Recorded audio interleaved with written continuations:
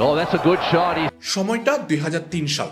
ক্যাঙ্গারুর দেশ অস্ট্রেলিয়ায় প্রথমবার টেস্ট খেলতে নেমেছিল এক ঝাঁক তরুণ বাংলাদেশি। প্রতিপক্ষের ড্রেসিং রুমে তখন ক্রিকেট ইতিহাসের সবচেয়ে ভয়ঙ্করতম এক ক্রিকেট দল স্টিভ ওয়া, Ricky Ponting, Adam Gilchrist, Justin Langer, Matthew Hayden, Glenn McGrath, নামগুলো শুনলেই বোঝা যায় কতটা কঠিন ছিল সেই লড়াই।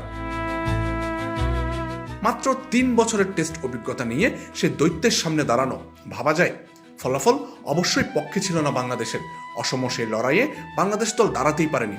ডারউইনে প্রথম টেস্টে ইনিংস ও 132 রানে, আর কেয়ার্নসে দ্বিতীয় টেস্টে ইনিংস ও 98 রানে হারতে হয়েছিল সফরকারীদের। কিন্তু হারের ভিতরেও লুকিয়ে ছিল সাহসের কিছু গল্প। ওপেনার জাভেদ ওমর বেলিম একাই টানা 221 মিনিট ক্রিজে দাঁড়িয়েছিলেন, রান করেছিলেন মোটে 26টি। তবুও সেই ইনিংসেই ছিল আসল যোদ্ধার পরিচয়।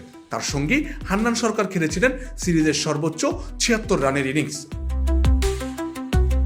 মিডল অর্ডারে হাবিবুল বাশার সুমন করেছিলেন 54 আর 46 রান। ব্যাট হাতে দেখিয়েছিলেন লড়াইয়ের ঠিকানা, আর বল হাতে তরুণ মাশরাফি বিন মুর্তজা প্রথম টেস্টে নিয়েছিলেন 3 উইকেট।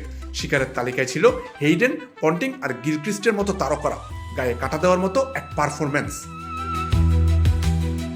মজার ব্যাপার হলো, সেই হাবিবুল বাশার সুমনই এখন বাংলাদেশ ক্রিকেটের প্রধান নির্বাচক, যার হাত ধরেই ঠিক হয়েছে এবারের অস্ট্রেলিয়াগামী দল।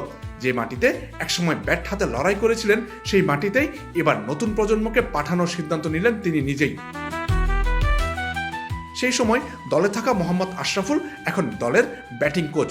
বাংলাদেশ দল এখন অনেক বেশি অভিজ্ঞ। মাত্র 3 বছরের অভিজ্ঞতা নিয়ে সেই ড্রিম টিমের সামনে দাঁড়ানো দলটার চেয়ে নাজমুল হোসেন শান্তর বর্তমান দল অনেক বেশি পরিণত, অনেক বেশি প্রস্তুত।